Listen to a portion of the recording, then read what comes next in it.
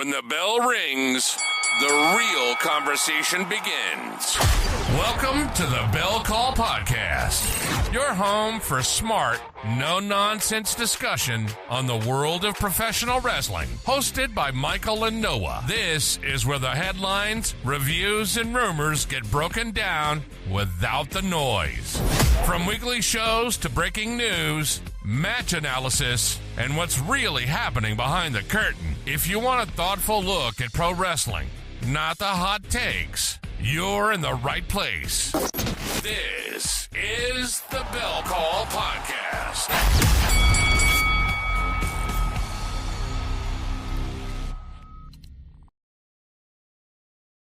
Let's get ready to rumble!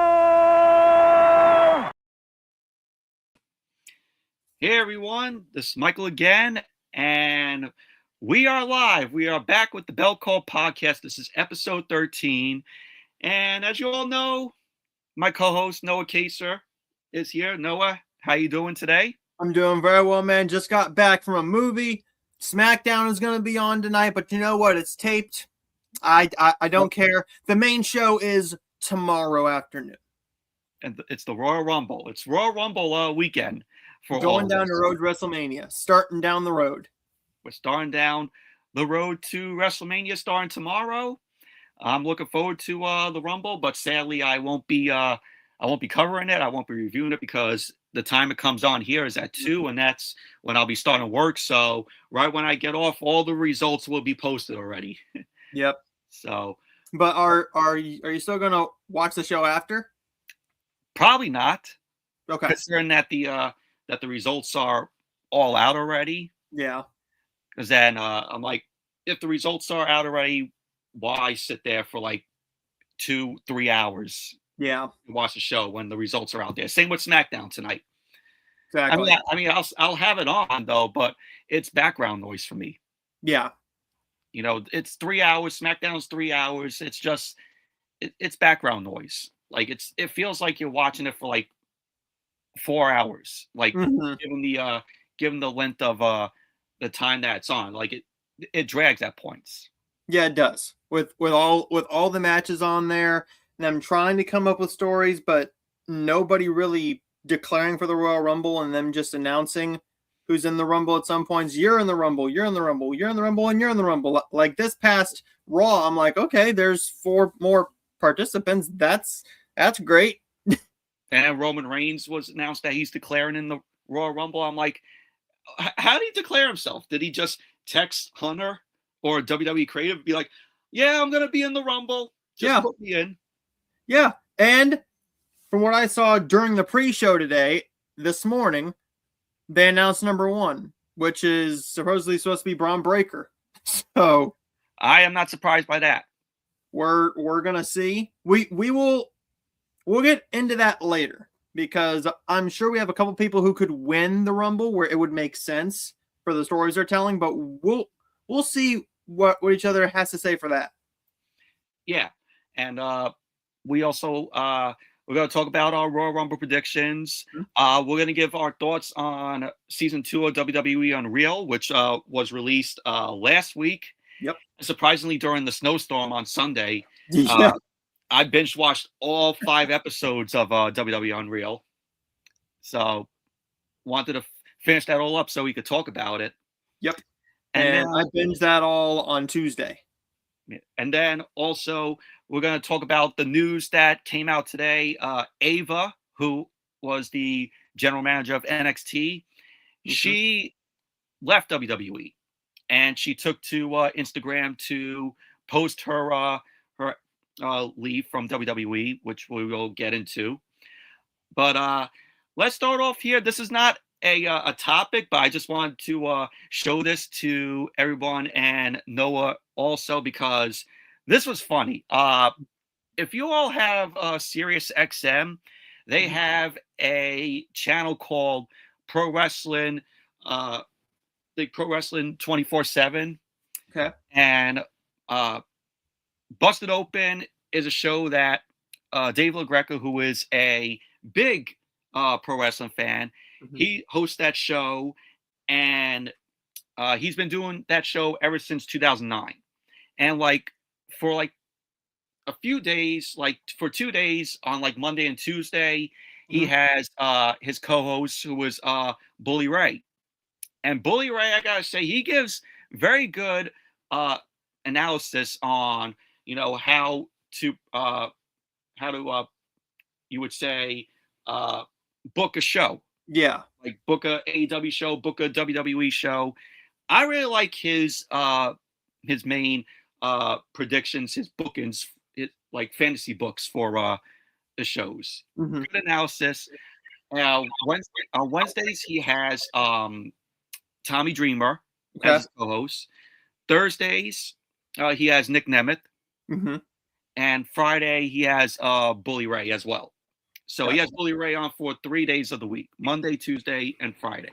And on Saturdays he has Saturdays he doesn't do the show. He has Denise Salcedo that's busted open on the weekends.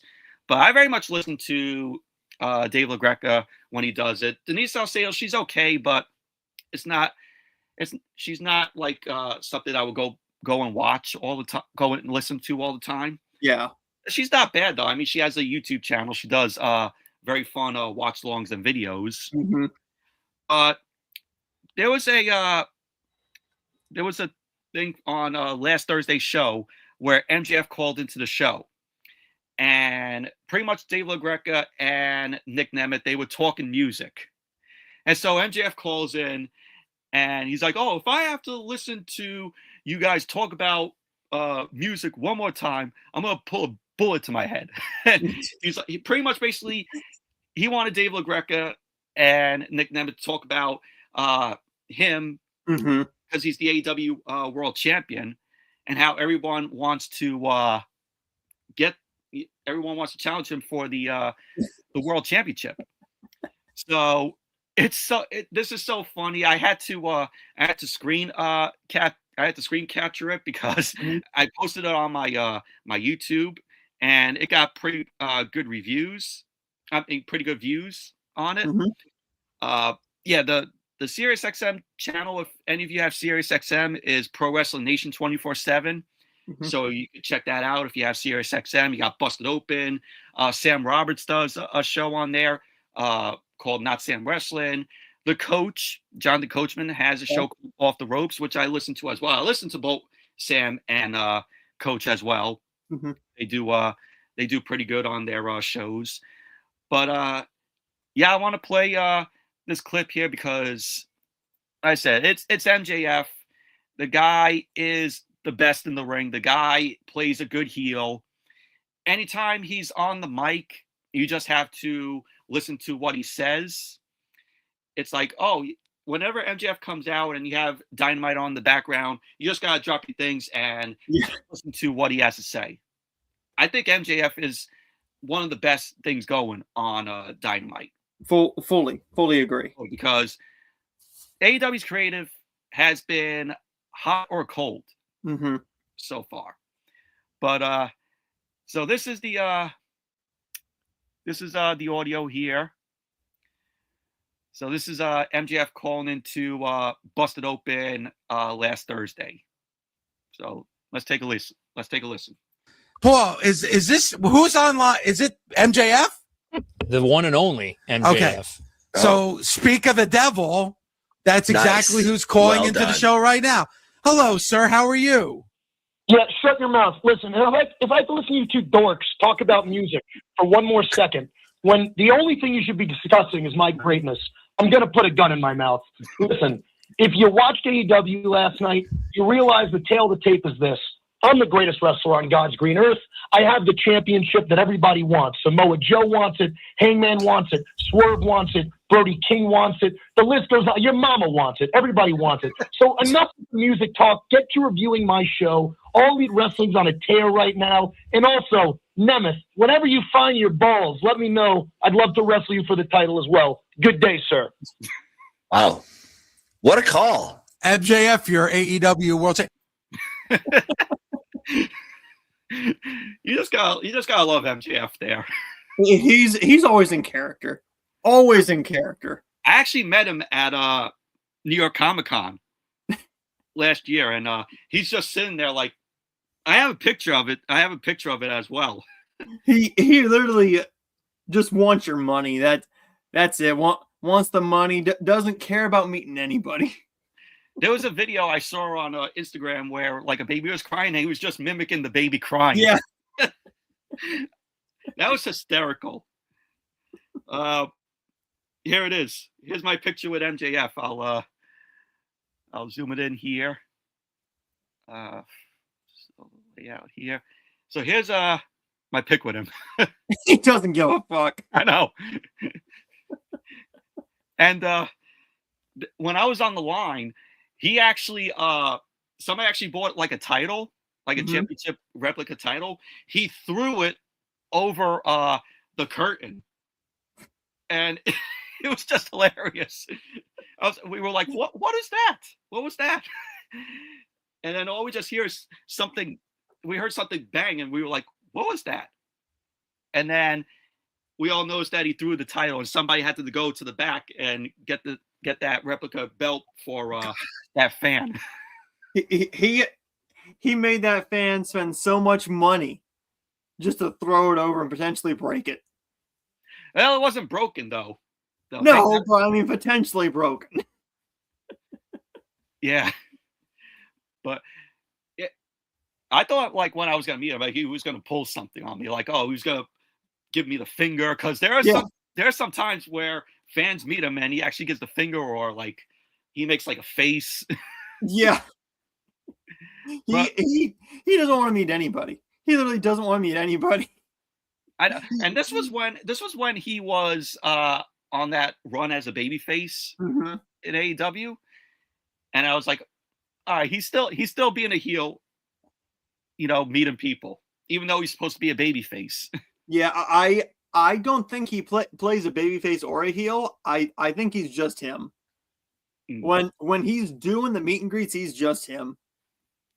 And on the show Busted Open, what I saw, there was a video that I saw on YouTube where him and Dave LaGreca got into it over the phone, and he had him on when he was promoting Happy Gilmore 2. He was like, "Are we live right now?" And then Dave LaGreca was like, "Yeah." He's like, "Dude, shut up." And then he introduced himself.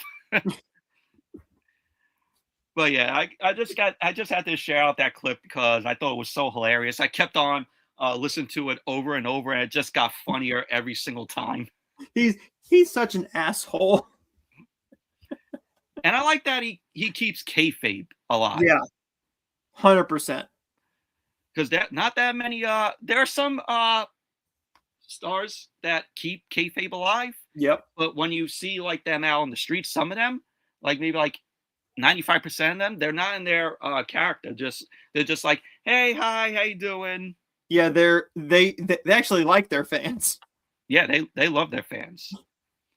But him don't give a fuck about any of his fans. He don't give a fuck. None of them. So I just had to share out that clip. But now we're getting into our first topic here.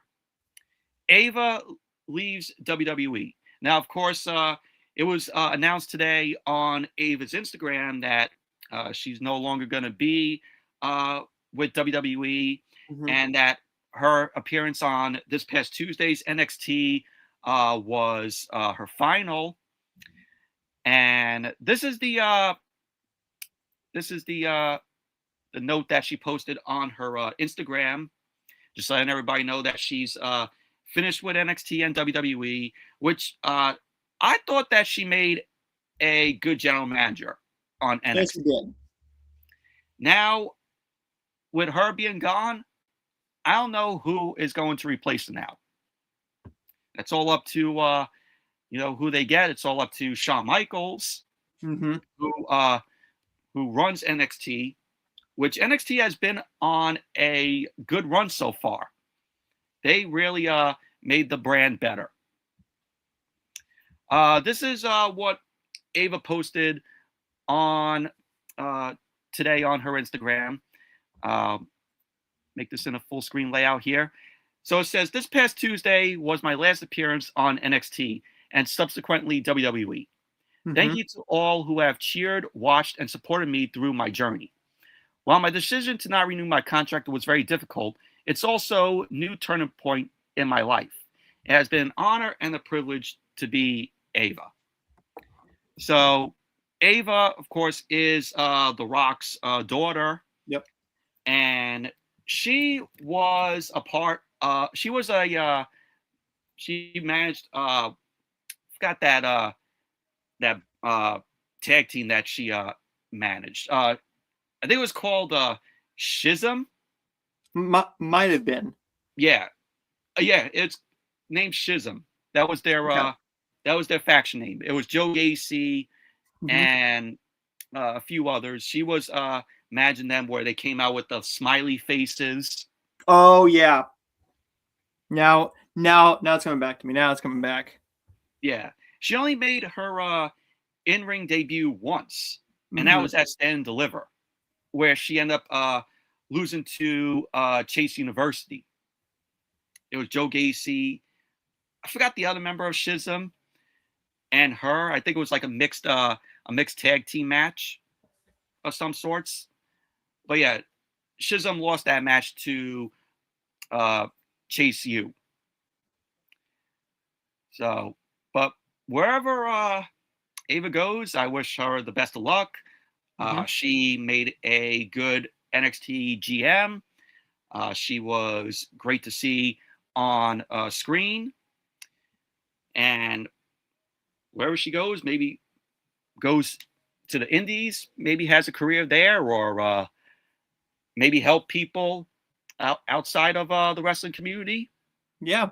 It might just depend on what she wants to do. She wanted to start out being a wrestler. I think Mhm. she fell in love with the business behind the scenes more than in ring, kind of like her father has. So I think what's going to happen is she's probably going to just end up uh, doing something else. She might stay in wrestling, but who knows what she's actually going to do.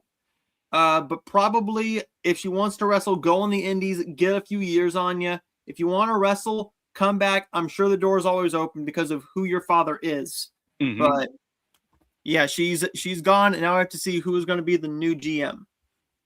Yeah, I would love to see who the new GM will be. Hopefully, somebody on probably that's not competing on NXT. Yeah. That it does not have a storyline set in stone. So I hope it's somebody like that becomes a new GM. Mm-hmm. So yeah, so that was the news that broke out today. But like I said, wherever Ava goes, wish her the best. So now we're on to our thoughts on WWE Unreal Season 2. Now, Unreal was released, Unreal Release Season 2 was released last week on Netflix, of course. I really enjoyed the first season, a different look of how WWE operates from we get to see like the creators room, the writers room, where you have the writers sitting there with Triple H. They go over ideas on where to take the storyline, Yep. where should we go next. Also, we see the superstars outside of the ring, what happens behind the scenes. We also see them in their home life, which is cool. And I just really enjoyed the whole first season. It's possibly my favorite thing that WWE has done currently. And season 2, I thought was really good as well. I binge watched it all last week, all 5 episodes, because we had a snowstorm on Sunday, Mm-hmm. and binge watched it all 5 episodes. And I liked where the show went, where we got introduced in the first episode. The first episode follows Becky Lynch and Seth Rollins, where it follows Becky Lynch as she returned to WWE after her time off, where she didn't renew her contract. You know, that was at that time where Becky was like, "Oh, should I come back to WWE or just focus on Raising My Daughter. And it does focus on Becky, Seth Rollins, and their daughter, Rue. Mhm. And that's the whole beginning of the episode. We see them travel and the stuff that they do at Rue, which I thought was pretty cool. And it also follows Pat McAfee joining the company. Yeah. Which I thought that was pretty cool. Pat McAfee is, in my opinion, one of the best commentary guys. Him and Michael Cole do an excellent job on commentary. They're like, in my opinion, the Jerry the King Lawler and Jim Ross of this day. 100%. With this first episode, I really enjoyed this episode because it gives you a look closer at Becky and Seth as real people. And it also reveals now that we had a feeling this was going to be it anyways, but Becky pretty much said that this is her last contract and she's going to fully retire because she wants to raise her daughter. But while Becky's over here or Seth is over here, somebody still has to take Rue to dance and all the other events because she can't just be on the road all the time, and she's going to be going to school at some point, and one of them is going to have to be home. And It's no secret that Seth is about to be done with the company too. After this contract, he's probably done. He's probably done because he's getting up there in age. His back is giving him tons of issues, and he's had injury after injury after injury. And when you're going that way, the WWE wants to push you. And it's basically those back issues. Yeah. And Becky, she basically wants to be a mom. She's doing great work, but this is not her best run. She had her best run. You can't beat her 2019 to 2020 run. You can't beat it. From where she became the man to where she left to have the baby, that was her big run. Her heel run this time, much better than her first run, which was a bit of a dud because the fans fully rejected it. Yeah. This time, they kind of know what to expect. They don't really hate her. They just like to see her doing something different because for many, many years, she was like Charlotte. Charlotte was always pushed down your throat, but you were also supposed to like her. That's the opposite. Becky, you're supposed to like her. And fans did, but WWE wasn't pushing her. Now they are pushing her. The fans revolt when you push them down our throats too much. But what we don't know is you and I do, because we know the inner workings of the business. We know that a younger star comes in with Lyra. In NXT, we knew that she was going to be a big star. And now Becky's trying to help her be a big star. It's basically shaping her to be a world champion at some point. She'll probably be a world champion sooner rather than later. Hopefully sometime next year. I'm pushing for her to get a world title run. I mean, heck, both Bayley and Becky Lynch believe in Lyra Valkyria, and I think that we should too. Pat McAfee, really solid guy, great energy. He adds so much to the show. Very, very good. Very good. He's not afraid to do anything. He's really solid here. I enjoyed this first episode. I am looking forward to seeing what we get with the next season, but let's move into to the second episode. Now, the second episode dealt with R-Truth. Now, we all know R-Truth, WWE, they ended up letting him go, and R-Truth ended up facing the challenges as his contract expired. But, Triple H goes on there. It's like, well, we did not release R-Truth. I'm like, yeah, you did. You WWE released R-Truth. And then they got fan backlash from all of us because everybody loves R-Truth. He is one of the comic wrestlers that we still got today. He's been with the company for a long time. Long time. And there's only a few wrestlers where you can't touch them. And if you get rid of him, if his contract expires, fine, and he wants to retire, that's probably what this time is going to be. Same with Seth and Becky. Truth is probably going to be done after this run, but he's getting older. He's not wrestling as much. He's basically there as comedic relief, and he knows how to do it. He knows how to suck you in, and this goes into him having a match with Cena for the championship, and the match doesn't go quite the way he wants it, but he knows the way that it's supposed to go. It's telling a story. Heel Cena and Cena's biggest fan going out to try and prove that there's still some good in John. And at least he got his chance finally. R-Truth got his chance finally to face Cena. Yeah, he finally got it. I think this was his first time since Capital Punishment in 2011 that they had a match. A match against each other. And that was an awful pay-per-view. Yeah, but this one, really solid match. After he is released, it goes into the interworkings of the contracts. Now, I'm going to say that I believe Hunter, because Ron came out during this episode and said, I thought I was gone, but my contract wasn't up yet. And when Hunter, I believe Hunter, when he says we didn't release him, we told him that we were going to let his deal expire because they were too far apart on money. And I get it. It's a budgeting thing. If you can't afford a certain rate for that wrestler, it's just common sense to let them go. Especially with Truth at his age, you can't really keep him around forever.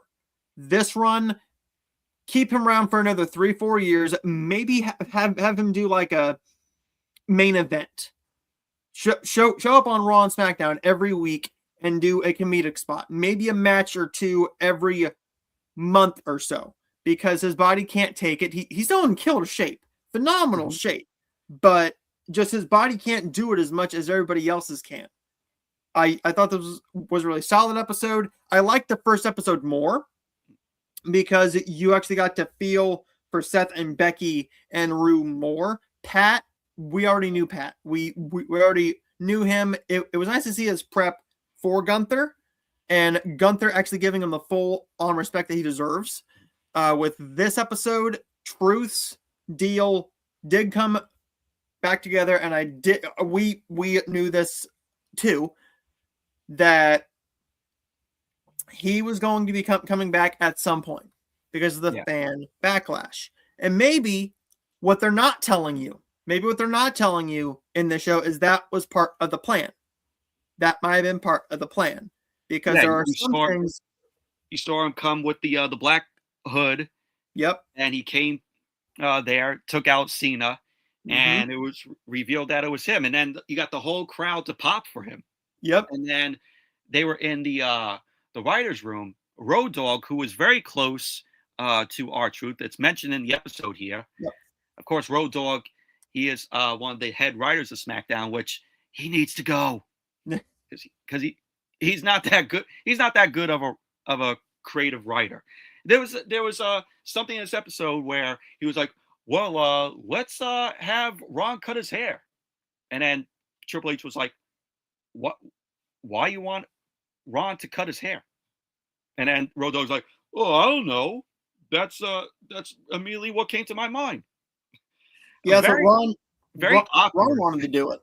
And later, Ron goes, I want to cut my hair on live TV. So that was probably his way of pitching it. But also, I think Hunter knew that his deal was coming up anyways, and he probably didn't want to do that yet. They probably wanted to see how the deal went. I enjoyed the second episode, a weaker episode than the first, but still very solid episode. And also, this episode featured the stuff with Naomi. Yep, her winning, her coming back, and then eventually Money in the Bank. where she won Money in the Bank, Won Money in the Bank, turned heel. And turned heel and had a killer run as a heel, and now she is going to be having a baby, and she'll be back in probably 2027 at some point. Yeah, I really liked Naomi as a heel. That gimmick, that proceed with caution, probably her best gimmick ever. I liked that side of Naomi. I hope when she returns, she comes back as a heel with that same gimmick, because it totally suits her. And then they would talk about, well, we don't see Naomi as a heel. We see her, as more of a babyface because she's so nice. They didn't even know if she would transcribe herself as a heel. Yeah, and pulled it off. And when you give her a shot, it works. It worked fully. I personally liked when we got to look at her and Jimmy's home life, because that's what I want to see a lot more of. Yes, it's nice to see the inner workings of the backstage. Yes, that's called Unreal. But seeing them at home, going to a practice, going to the arenas and practicing, getting to know what they're going to do, that's pretty cool. That's really cool. I wish we got a little bit more of that. And now it just seems like a couple of the moments felt very staged. Very staged. Specifically when in this episode, when Cody got told the truth is coming back. That felt very staged, because Cody is a decent actor. He's not that good of an actor. He's not that good. This felt like it was a staged segment for the TV show, because this is a documentary, and a lot of documentaries. It's a docuseries. Yeah, and a lot of the docuseries and the documentaries have a lot of stage stuff in them because they're supposed to keep you entertained. Now, granted, the WWE is supposed to keep you entertained anyways. With this type of a show, you're just basically seeing the back workings of what you've already seen about 6 months prior. And that's what we like. The next season, it's all pretty much, it's said to focus on all of Cena's run as, I believe it's the last 4 months. Up until Saturday Night's Main Event. Yeah. From from the end of SummerSlam to the end of his whole career. That's what season 3 is supposed to be. I'm interested in seeing what they're going to do there, because granted, past that, once we get to the end of this series, a lot of the stories haven't been all that intriguing as of recently to really suck you in to do another season like a season 1 and 2, because a Becky return, that's big. The only other thing that I could possibly think of is they split up Unreal between AJ, her return, and Cena. Now, I would like that. I would like if they do that. But then again, Punk doesn't want to be a part of it. Punk does not want to be a part of the show because he wants to keep the kayfabe. He wants to keep it. But I don't blame him. We'll see. But let's go into episode 3. Episode 3 now focuses on the creation of the Vision. Yep. From Paul Heyman to Braun Breaker to Bronson Reed, and you had Seth Rollins in there. I think it's way before Logan Paul came into the picture. Way before. This is at the very, very, very beginning. And in this episode, when Braun Breaker is told that he's going to spear Reigns, you can see the nervousness on his face, but Hunter has the look on his face of, and I believe he says something to this effect. This is a stepping stone. They're setting him up to be a big, massive star. We saw do that. We saw Shawn do that in NXT. Mm-hmm. Hunter saw that prior to that. And now they're bringing him up here. I personally think that he's one of your biggest stars that you have that can hold this company for a good 15 to 20 years. With Braun Breaker getting that spear, that was huge because no one expected there to be a brand new stable happening right then and there, the night after Mania. But really, really good story with him because with creating the vision, this episode really gave you a lot more appreciation for it because of how smart Paul Heyman is. Paul Heyman, he is a guy that, is on screen and also good with creative. And you see that in the series.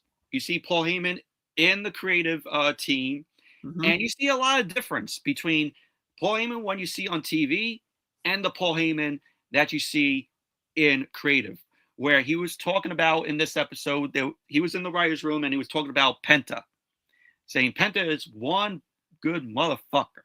So you see that he is a fan of Penta.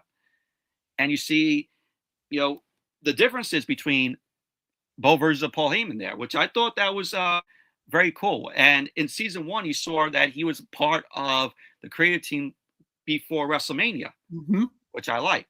And he's been in creative a whole lot.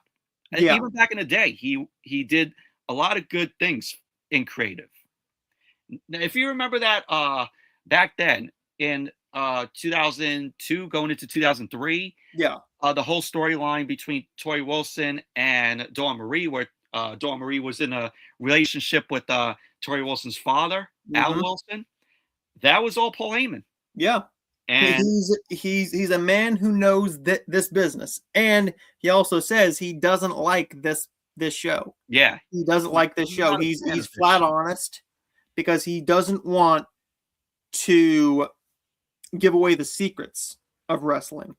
In his family, he was taught to keep the secrets alive, to keep it to yourself. Let the fan enjoy the product and keep them guessing what's real, what isn't. And that goes into episode 5 too, because episode 5 is the big episode, but episode 4 is a bit of a lesser episode in my eyes compared to 3 and 5, because 3 and 5 have overlapping stories, and 3 just follows the road to SummerSlam. With some of the superstars, focused on the vision. That's what the episode was basically all about. But it also followed Penta and also Chelsea Green and some other superstars. And I like the stuff that we got with Chelsea Green here. Building her first house after 10 years of wrestling. That's really, really nice. You could also do something with her and her husband next season, because we got Matt Cardona back in the WWE full time now. So that's going to be really nice to see what they can do with them.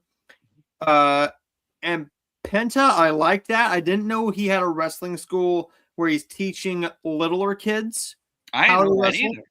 That's really cool. But also that's Mexico.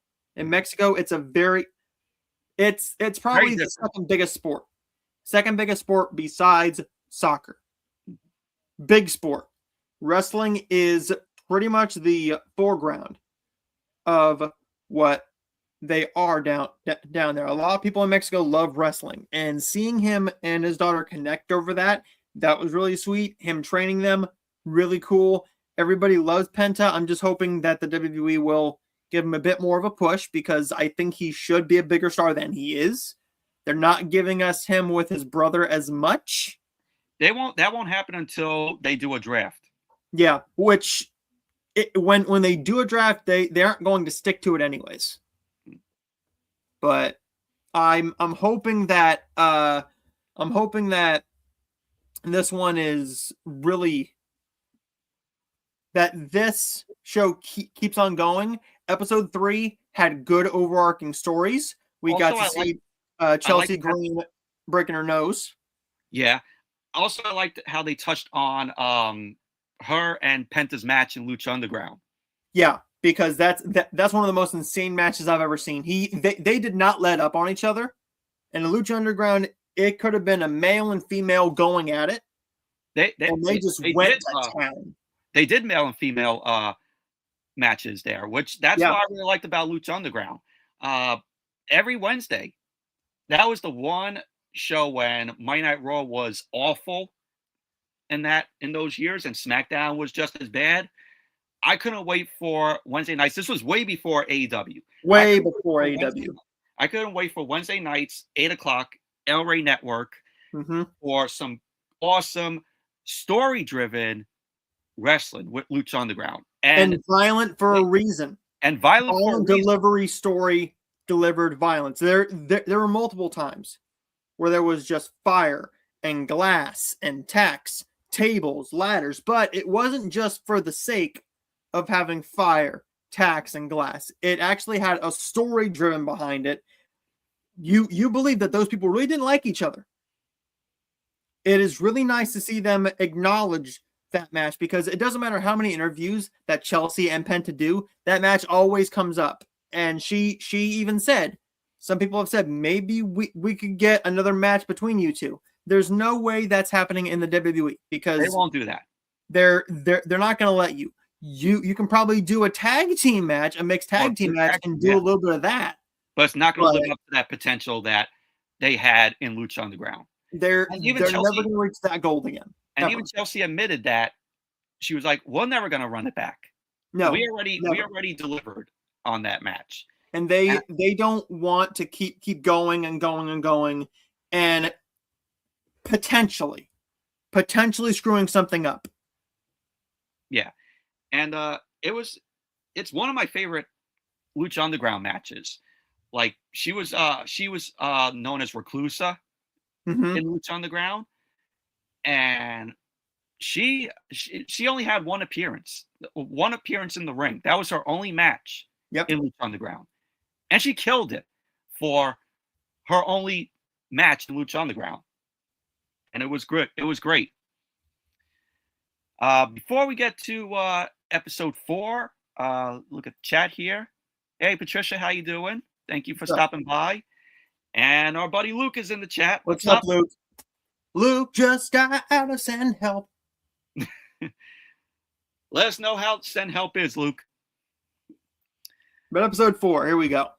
Episode 4, this goes, it's called Performance Art. This goes behind the scenes of SummerSlam of last year from MetLife Stadium. Yep. Which I really wanted to go, but the tickets were so expensive for this show because TKO is ruining every fan's chances with the crazy ticket prices that they have for attending the WWE show.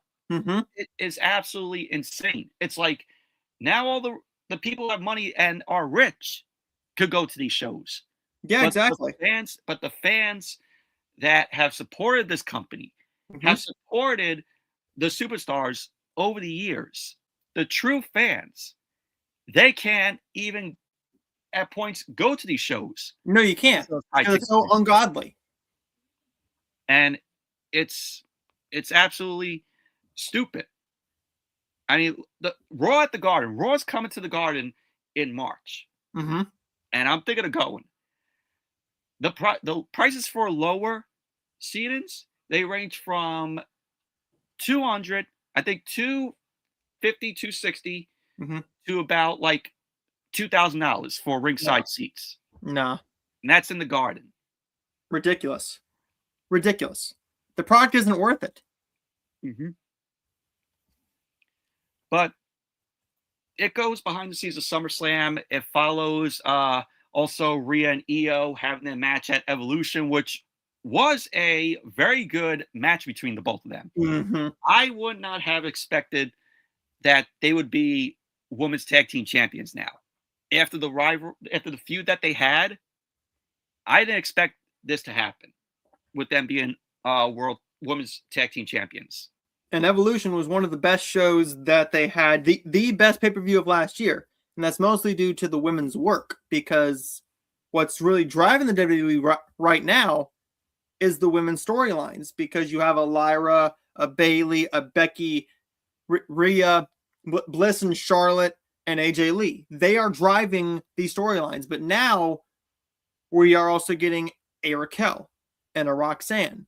It's the women. They really make this. And I love that they went a little further into what Evolution is. It's sad that we're not going to get another one down the line for a long, long time, because a lot of people didn't watch it, unfortunately. It was better than the first Evolution. Way better than the first Evolution pay-per-view. Wait, and this one was actually rushed. It was rushed.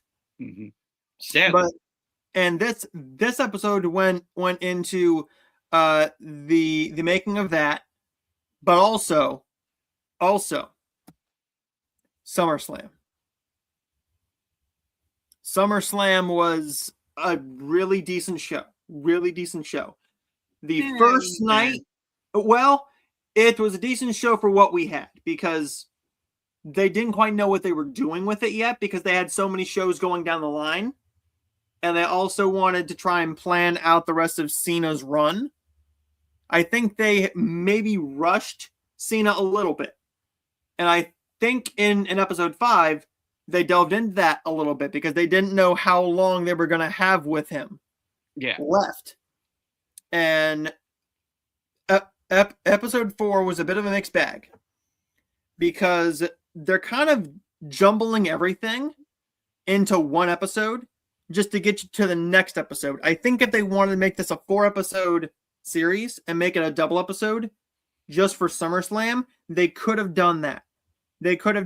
Or put SummerSlam in just one episode and then Evolution in one.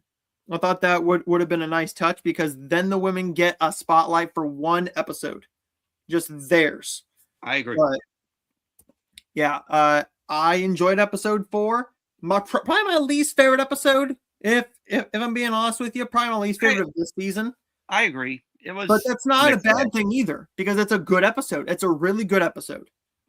But there's just certain episodes that click with you more because of the superstars in them and the stories that they're telling. Because at some points in this season, the storylines they were touching on, I didn't really care about. They were mostly touching on superstars, like a Chelsea Green, who was told you're losing the title, and she's like, okay, cool. With Rhea and Io, we get that really cool spot of them going, can you jump from there? And Io goes, yeah. Yeah. Ask her to do anything, and she's happier than a pig in shit. She's having a ball. She loves it. And I love that for her. And also what I really liked about these episodes is that you get to see what goes on in gorilla position. Them, saying to like the refs or the wrestlers. I don't know if the wrestlers, if they have earpieces in them or they just tell the referee, know. Or they just tell the referee, make sure he gets up now. Do a suplex. Like that. So I liked how the way they do that. And I did not know that. On time. Speed it up. Don't call for the X either, which will lead us into episode 5. Because speaking of the referees, this was the best episode. Yeah. Did you know that?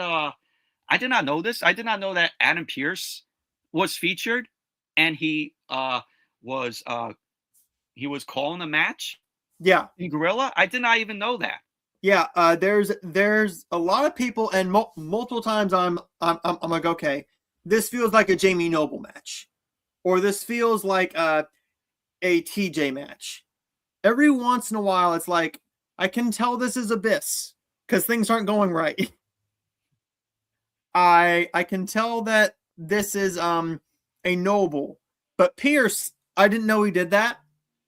And there are moments here and there where I'm starting to catch on to things where he is doing this now. And now you're starting to piece together the bits and pieces of all the segments and the matches that he's starting. He's doing double duty to do now, which is hard to do because at this point he's trying to just screaming.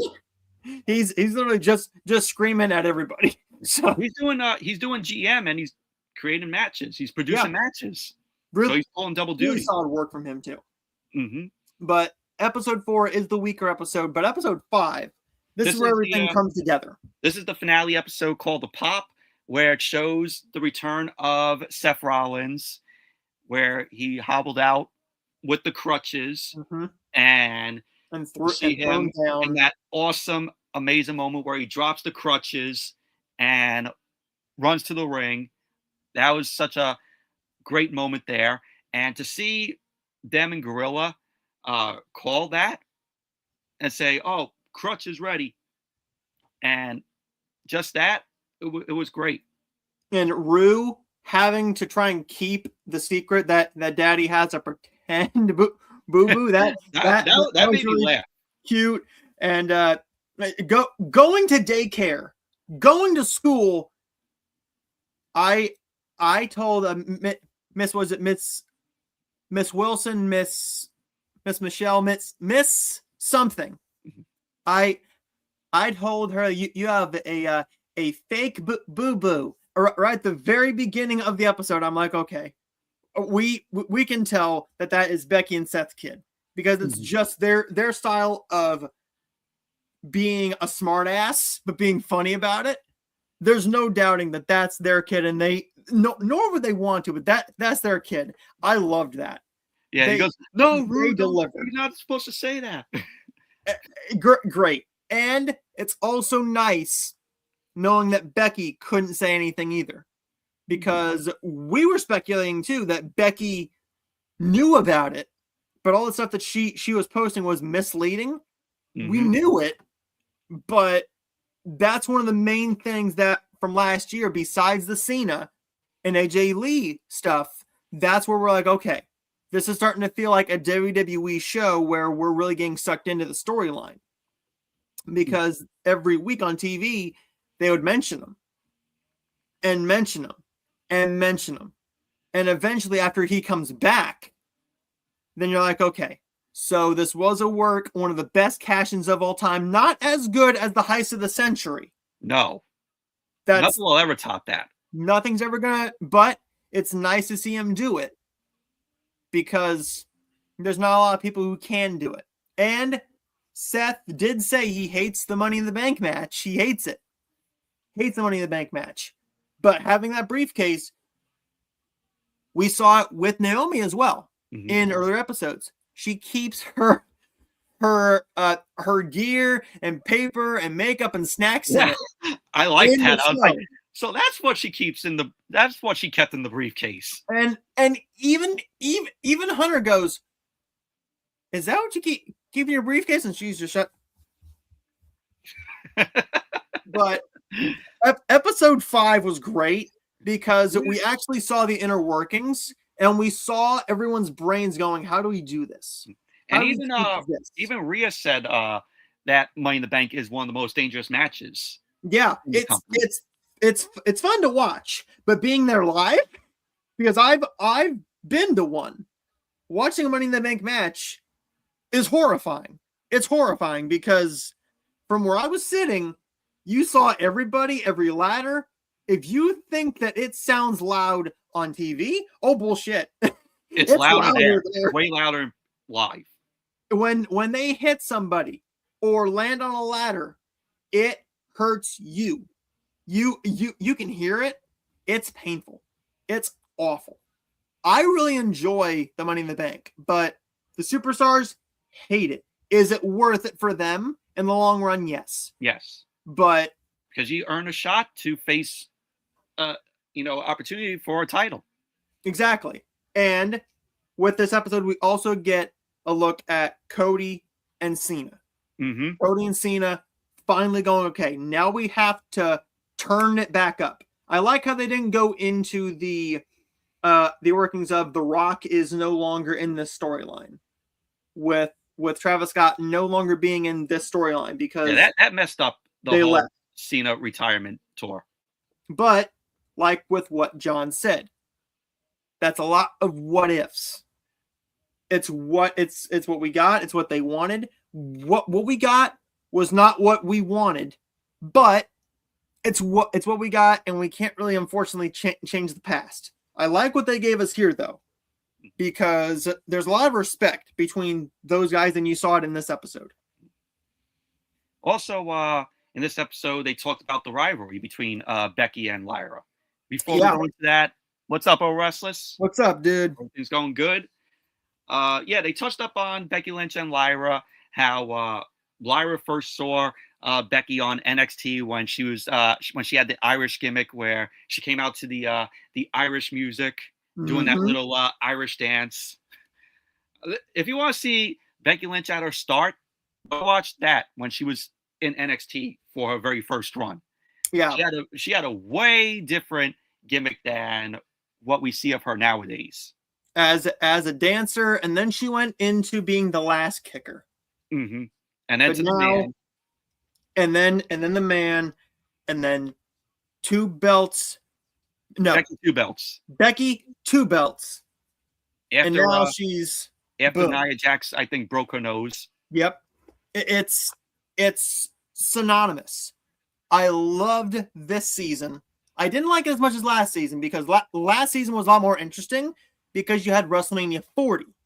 WrestleMania 40. Which I was at.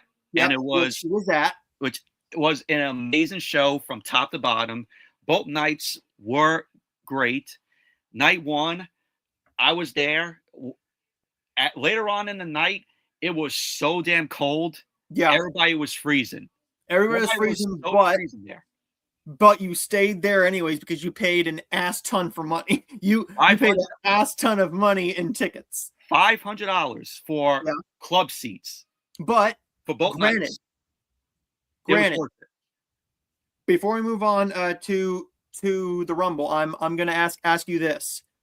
Was season 1 better for you because you actually saw everything live and seeing the inner workings of it and all the build up to something that you were at? Did that make the first season better for you as a whole?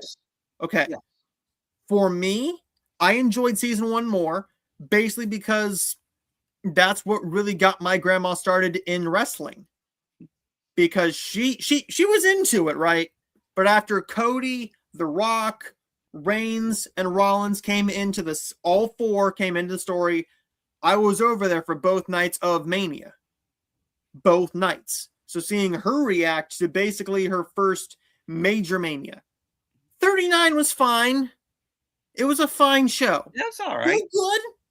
I mean, it's still good, but it's not 40. Well, it's not 40. It seems like every 5 years is where they give you the best of the best. I mean, heck, 20 was good. 25 is known as good. 30 is really good. 35, one of the best. 40, 31. Yep, and 31. But it seems like every 5 years they give you the best Mania within that 5-year span. 33 was also another one that was really good. Yeah. But 40, I really think that 40 was the good one to do. I think for season 3, before we move on, they need to focus. Do you think that they should go into the Cena and AJ? Yes. Should be the main two. The main two. I think they should start it off with Cena. Mm-hmm.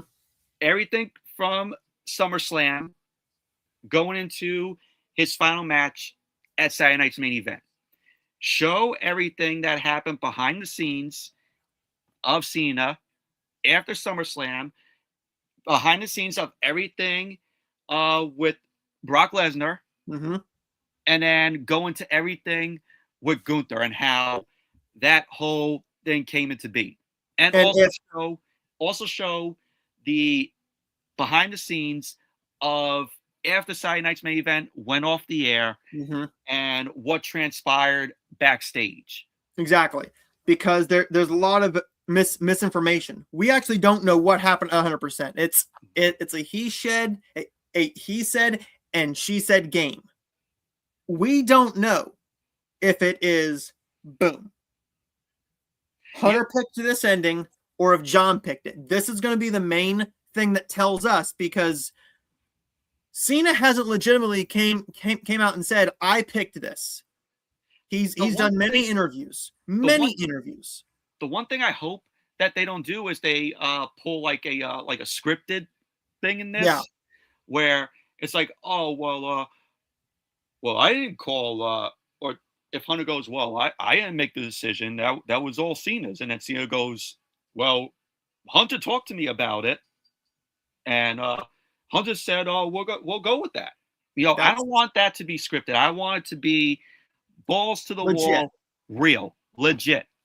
We want to know if Hunter called that or was that Cena's idea? Because And if it was, either way, that's not going to make us feel any better about the ending of his career. But it will be nice to know that we now know the truth if they do the actual truth. and I want Give us the real thing of the last 4 months of his career, beat for beat, as a babyface, and the ending of his career. With AJ, I want to know how long you had been talking to her. If there was any interest beforehand. I want to know how long it took you to sign the contract and before they started teasing it. Because we knew it was coming. yeah. But I want to know the inner workings of that. But let's move into the Also- Rumble predictions. Also, I want to know. I want to see them do like after Cena's last match, the behind the scenes of him walking through the curtain, and what Hunter's reaction was to the fans booing him. Being I booed want out of that. the fucking building. Yeah, I want to see that. I As mean, well. he got mutilated. Absolutely mutilated. But let's move into the Rumble predictions. But yeah, WWE Unreal Season 2, good season. Really good. Obviously not as good as the first, though, but it's still enjoyable. I cannot wait until Season 3, which is coming in the summer. They only just said summer. We don't know if it's going to be in June, July, or August. If I had to guess, I think what you should do is you should do it the weekend, drop it the Tuesday or Wednesday before SummerSlam. I think that's what you should do, because then you build hype to see what can happen after next SummerSlam on the next season. That's what you should do. That is a good idea. But then again, I'm not Netflix. I'm poor, so I'm poor.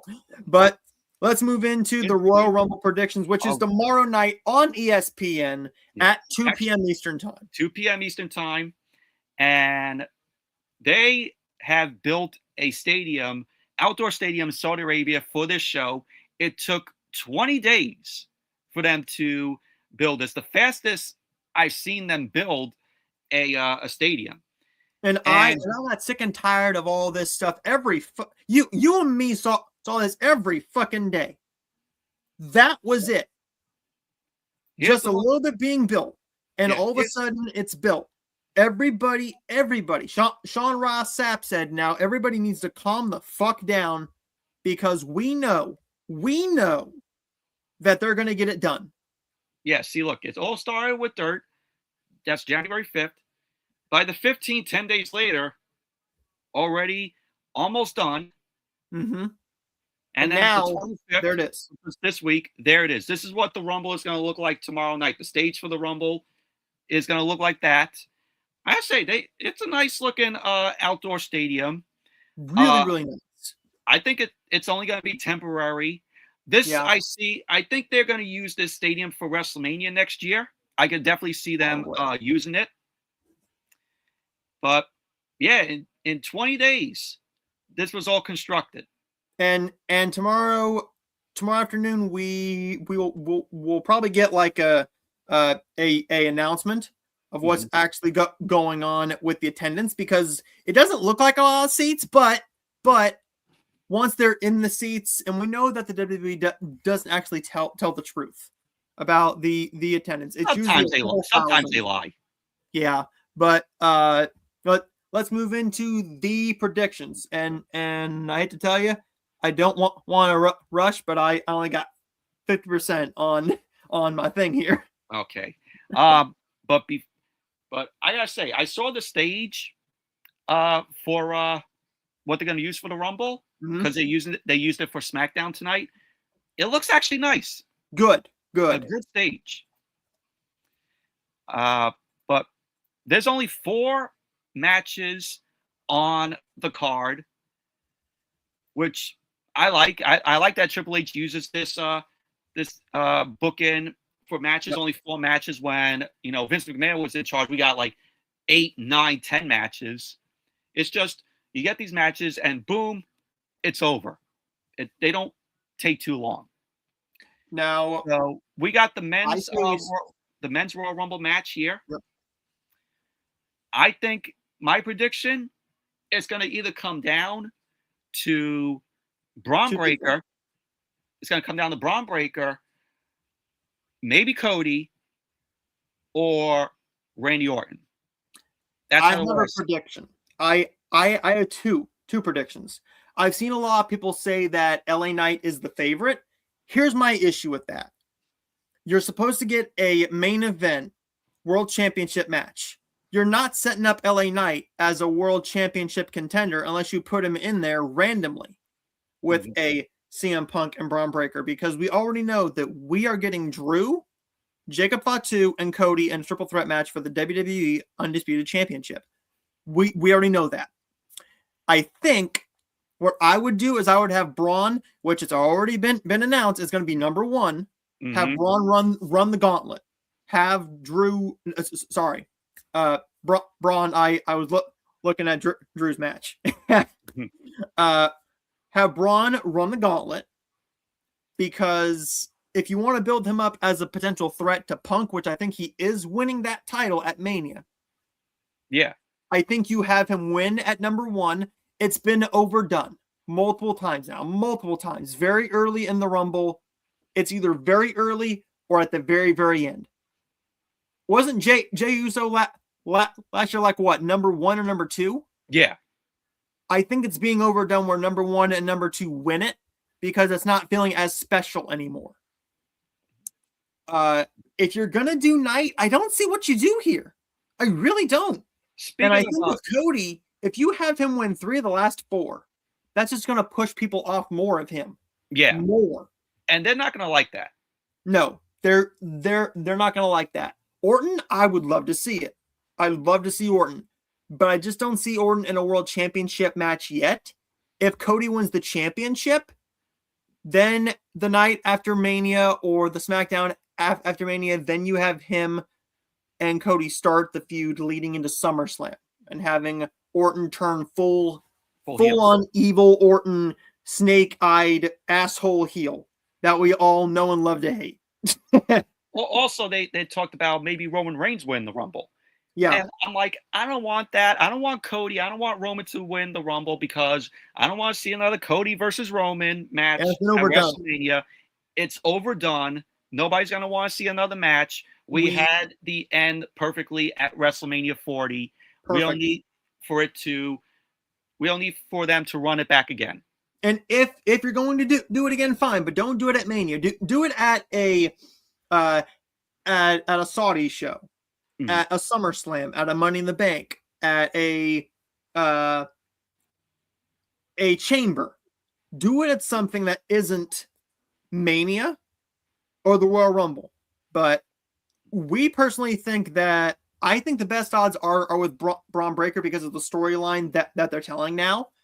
And it's time to give Braun his flowers. Yeah, and award him that title at WrestleMania.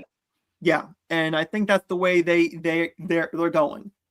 The Women's Rumble, I'm gonna steal this one. I think it's going to AJ Lee.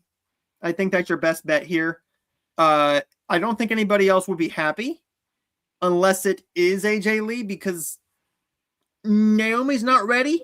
If she already had the baby and she was already 6-7 months postpartum, I would say give it to Naomi, and then you have her win the title back at Mania and have her have a nice long run. Yeah. AJ Lee, it's also a world championship match too. Becky has the Intercontinental title. What do you do here? Yeah. If you really want to do it too, Io and Rhea would be a nice match, but I think they're planting the seeds with that, with the tag team titles too. So with everybody that I would pick, it's too early for them, or it doesn't make any sense. Like a Alexa Bliss, it doesn't make any sense for her to do it. I think what they're going to do there is they're going to start doing a breakup with her and Charlotte in the Rumble match, leading to a WrestleMania match between the two of them. That's how the way I see it go.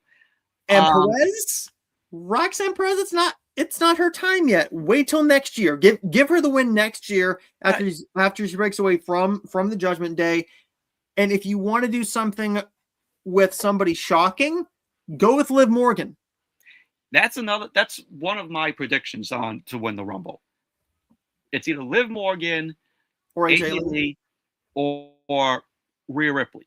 Yeah, and I'll be fine with any of them because they're deserving too. But I'm gonna have to go with AJ because they need to run her and Becky Lynch back because they held off on that since their last match. Because I know that since Becky's going on saying, "Oh, I'm the Women's Intercontinental Champion. I'm the greatest female wrestler of all time." Sports Illustrated says it. Bleacher Report says it. Yep. Then you have AJ come back in the Rumble. Who knows? She could win the Rumble, and then there you have your WrestleMania match: AJ Lee versus Becky Lynch for the Women's Intercontinental Championship. And you have AJ beat Becky at Mania and have AJ have her moment with the Women's Intercontinental Championship, new champion. Before we move on to the next match, about the men's match, I want to ask you, do you think that we're getting Jericho? Possibility. I'm not saying yes. I'm not saying no. We know nothing. It's been rumored for weeks. I think if you're going to do it, now would be the best time, but that's if he's not under AEW contract. We know we're getting a Joe Hendry. I have seen with Jericho rumors saying that he might be in the Rumble or he might be possibly the guy that was on the phone with Paul Heyman or Adam Pearce. And he might be the new GM of Monday Night Raw. Might be. Now, I want to ask you too. Do you think we get Paige? Do you think that we get Paige? Because I'm gonna say no only for one reason. In February, she's doing her live shows with Saraya. So maybe WWE will let her do that. Maybe not. And if you do it, it could just be a one-off. See how the crowd reacts to her. I think it will be a one-off. If she comes, I see it as a one-off. 100%. Because we all know the last time that she was in WWE, they wouldn't let her compete because of her neck. Yep. And they found the same thing out in AEW too. They found the same thing out. She got injured. But yeah. Drew and Sami Zayn, we know how this is going. It's going to be a phenomenal match. It's going to be a great match. Love Girl 788 says maybe she becomes the new general manager of NXT because Ava left. She could. Very, very good idea. I think that's a good idea too.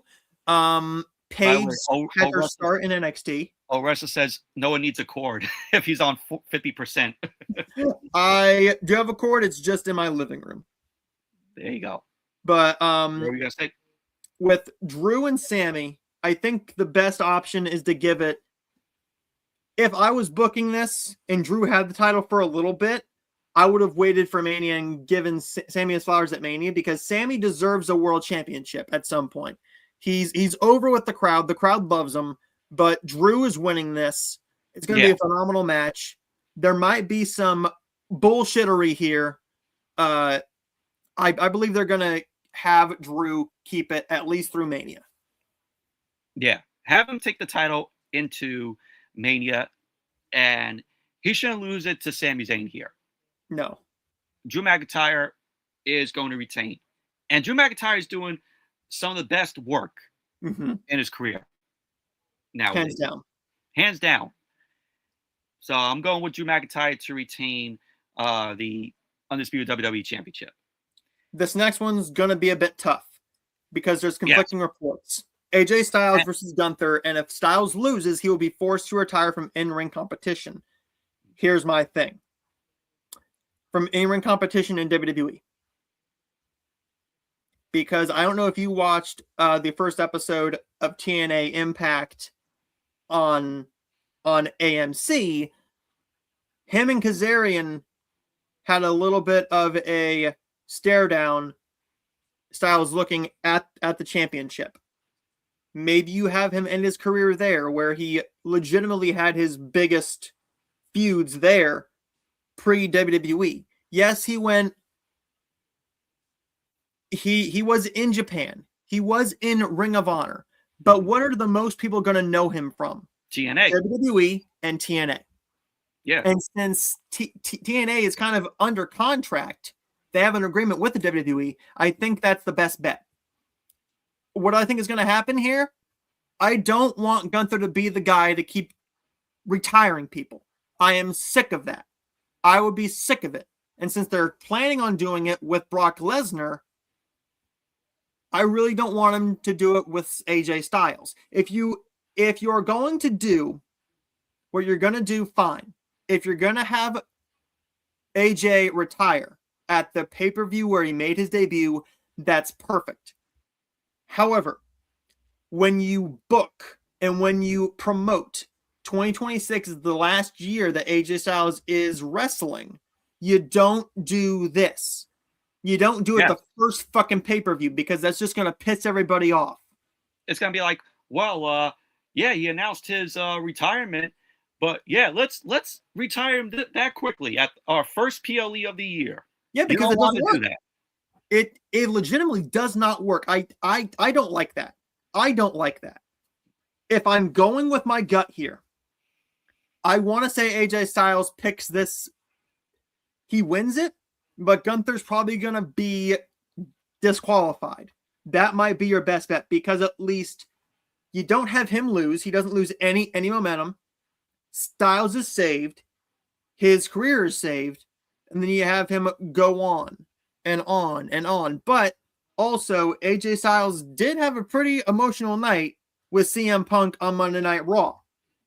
So maybe that was his last time. I'm going to go with my gut here, right? I'm going to go with my gut here and say it's going to be AJ Styles picking up this win via disqualification. I'm going to have to go with AJ Styles as well. I have to say, if they do this, maybe Styles will get back at Gunther when Gunther was tapping out and the ref didn't see it. I suspect that Styles is going to pull the same thing. Yeah. Styles is going to pull the same thing where he taps out, the ref doesn't see that, and then he ends up beating Gunther. Perfect. That's a little payback. That's a little payback for Gunther there from Styles. I would like to see that happen. Yeah. But like you said, it could end in a disqualification. I wouldn't mind that either. And if Gunther loses, is that really going to hurt his momentum at all? No. I really don't think so because the fans hate him so much and he's the biggest heel in the company right now. I think you are giving him the best opportunity to say, well, if I wanted to retire Styles, I could. And then you do it at Mania or you do it at SummerSlam you do it here. Yeah, this match does not feel like it should be at the Rumble. I know Styles debuted at the Rumble, but still, when you think about it, if it's a career-threatening match, this match should have been on WrestleMania. With almost any build-up. Yes, it started. It started with some build. But with him just being told, okay, are you sure you want to do this? Styles going, yes, thinking he can beat him. I get it. But this doesn't feel like a career-threatening match. A career-threatening match needs a lot of build and a lot of emotion behind it. And yes, there has been emotion with this build, but not enough to make me feel like, okay, we are actually losing AJ Styles this year too. I think it's too early with them promoting it. And I think a lot of people are starting to catch on to it being a work because of how emotional Styles was. But potentially not. I mean, we know that they're not going to do a show. He's not going to be there when they go overseas to yeah. Well, no. To Japan again. We know he's not going over there again. So he's retiring at some point this year. I personally think it's just way too early. Yeah. He's not gonna get the, like the whole thing that Cena got. No. But he might possibly get a decent retirement tour. Give him at least a 6-month tour.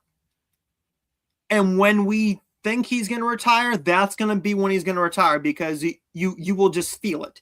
This doesn't feel like it. No. And if he does, this is going to be the worst way to possibly go out, I think. Is the match going to be good? Yes, either way. But I think there's going to be some tomfoolery going on here. And I just think that this is going to be the worst possible time that you could do it. Now, if he does, let's say that this is his last match. Do you think he will go over to TNA, have a few matches there? Because I know, like you said, he has eyes set on Frankie Kazarian, Mm-hmm. and he was eyeing that title. Do you think that if this is his last match, he goes over to TNA, has a few matches there, and I know there's been talks about rumors that he might go to AEW and face Will Ospreay. Mm-hmm. That's been up in the cards. I could definitely see that possibly happening. Have like a little run in TNA, end it off with Will Ospreay, getting that dream match with him and Will Ospreay. Either do that first or have him go to TNA and retire there, because his whole career was TNA. I don't think he goes to AEW, because if he goes to AEW, he's seen what's happened. He saw what's happened with a lot of his buddies over there. I mean, they're on TV. I mean, look at Aleister Black. Look at Rusev. They left to go to AEW, and now they're back. Mm-hmm. He saw what happened with them, and I'm sorry, it would be nice to see him and Omega one more time. Him and the Bucks one more time. Him and Ospreay one-on-one. Him and Adam. Him and Christian, yes. But I think your best bet is for him to go to TNA. But I'm going to spitball this idea. What if he wins this match clean, or by a disqualification after WrestleMania? He goes to TNA, wins the championship, and he's still on Raw and SmackDown with the TNA title to elevate that championship and send more viewers over there. Because at least he's there with a championship. He's won their title. He's still on Raw and SmackDown. He's pushing all 3 shows at once with 2 separate promotions who he spent the most time and is most well known for. I think that's your best bet. That is a great idea there. I think that if I was booking it, that's how I would do it. Because not only will that be good on WWE, it would have fans go over to Thursday nights and watch him on TNA, on AMC. And imagine him versus a Nick Nemeth. Him versus a Matt Hardy. Him versus a Jeff Hardy. Him versus Moose. Moose. Him versus almost anybody over there. I mean, my God. Him versus a Kurt Hawkins. I mean, a Kurt Hawkins. Brian Myers. Brian Myers. Slip of the tongue. Slip of the tongue. My fault. But him versus a Brian Myers in TNA would be a lot better than him versus a Kurt Hawkins in WWE. But I think that's my best thought. I think that's a good idea. That really is. Love Girl 7AA says, how about this? How about Mike Santana versus AJ Styles for a championship, because they have history? Okay. She says, we need to see Brock Lesnar versus Gunther at WrestleMania, because 2 years ago they were supposed to have a match, but it was because of what Brock Lesnar went through. Yep. With the whole Vince McMahon stuff. Her prediction for the Rumble for Roman Reigns is that he tosses out Braun Breaker, and him and Bronson Reed go at it. And Seth Rollins helps Roman Reigns, because it'll be one-on-one and the division will help each other. Okay. And then Roman will need help, so he gets help from Seth Rollins. They become friends, and it'll be a mini Shield reunion. I don't want to see another Shield reunion between Seth Rollins and Roman Reigns. I think if we did a Shield reunion, if we're going to have a Shield reunion, you have to have Moxley back in the WWE. Yeah. I mean, it was nice at WrestleMania to have the Shield music play and him with a vest. That was nice. I see where you're coming from, though. I like that idea, but I want to save that potential Shield reunion with Moxley. Yeah. And it looks like Moxley has no intentions of coming back. No intentions, because he's happy over there. He's happy in AEW, which God bless him for it. God bless him. His wife's over there, and he's doing, the job with the Death Riders, which that whole faction is ugh. And they have been teasing a bit of a face turn for him, which is smart. I think that's what you need to do. Get him away from the Death Riders, turn him babyface, and then you get him and MJF one more time. But even though technically he is supposed to be a babyface now, but yeah, technically he's still coming off as a heel. Yeah, because you're with the Death Riders. Mm-hmm. But anyways, guys, there is our predictions, and that will end off this episode of the Bell Call podcast, and we will be back within 2 to 3 weeks. It depends, one, because you're supposed to get another snowstorm soon. Well, I saw that the snowstorm that's coming this weekend, it's offshore. It's not gonna hit us. Okay, so it moves offshore now. Okay, good. Yeah. So we are supposed to get another one between the 5th and the 9th. So I think it's gonna only be like South Carolina, North Carolina, like down there. Okay. And then it's gonna move off. It's gonna move off sea, and I think it's gonna only hit like New England, like around there. So yeah, we're in the clear. But guys, Love Girl 788 says, do you see Powerhouse Hobbs teaming with Trick Williams because they both are a good team, or do you see Powerhouse Hobbs teaming with Ricky Saints? There's actually a rumor. There's actually a rumor that maybe we might see Hobbs in the Rumble. Yeah, and if you do, I think you do team him with Saints, but I think you do that later in his run, because with Powerhouse Hobbs, I don't want it to. They've done this a few times with them going a big round of just AEW stars, Cody, Ricky, and 2 or 3 others just kind of looking at each other and pointing. I don't want to do that. I think you should do that eventually, but make it like a shocking moment. So we'll leave it at that. Yep. But there is episode 13 of the Bell Call podcast, and we will see all of you guys next time within 2 or 3 weeks. And of course, I will see all of you guys next time. And Noah, let viewers know where they could find you at. And you can find me on Instagram, Noah_Kaser. On my YouTube channel, Noah Kaser. I'm so close to 1,300 subscribers. Maybe I'll get there. All deserves it. And check out Heartful of Hallmark, because we just interviewed Rachel Lee Cook. And I just did an interview with 2 of the 3 sisters from the brand new Netflix series, Finding Her Edge. And I got a lot more planned out. We're trying for more interviews. We have one booked for March. I'm working for a couple in February, but check out that channel. We just crossed, I think, 119 subscribers. So that's really nice. Slowly building. But subscribe to both of those. And Michael, where can we find you? Well, you can find me here at my channel here, Michael101591. Do movie reviews, WWE reviews, Monday Night Raw every Monday. Occasionally SmackDown, but SmackDown hasn't been that great storyline-wise. And covering 3 hours of SmackDown for a review is just tire-inducing after. AEW, don't review that no more because there's no storylines in there. No. It's just throw in matches, and also do DVD, Blu-ray, 4K updates. A lot of hangouts that I do at points where you see Noah and our buddies Luke Ponto, Mike Film Fix. He's been on some of my streams. Also, of course, speaking Noah. Of which, let's push this a little bit.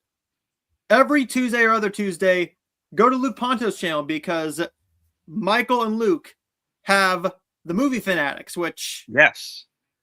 I'm not going to brag here. I'm not going to brag. I'm proud of that intro. I like that intro. I made the intro, but check out that. A lot of stuff coming to Luke's channel, and I'm sure that you'll see me and him on his channel as well. Mm-hmm. But until next time, everybody. Yes. And also, if I can't make it for like a Movie Fanatics show, Noah fills in for me. Yep. Which is good. And him and Luke have some good topics that they discuss as well.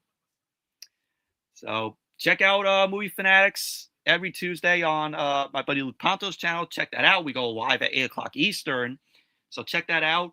And once again, Noah, pleasure of doing these shows with you. That's right. We make a good team together doing this show and having our insights on the world of pro wrestling. And if you guys like this, stay tuned for more episodes. Like Noah said, who knows, maybe it'll be in the next 2-3 weeks, depending on our schedule. I know Noah's very busy with his channel, his Hearts of Hallmarks channel, and of course work schedule related, same as me. So, but yeah, we'll be back probably in the next 2-3 weeks. And thank you all for watching episode 13 of the Bell Call podcast. So from me and Noah, thank you all for watching, and we will see you next time. Later. Peace.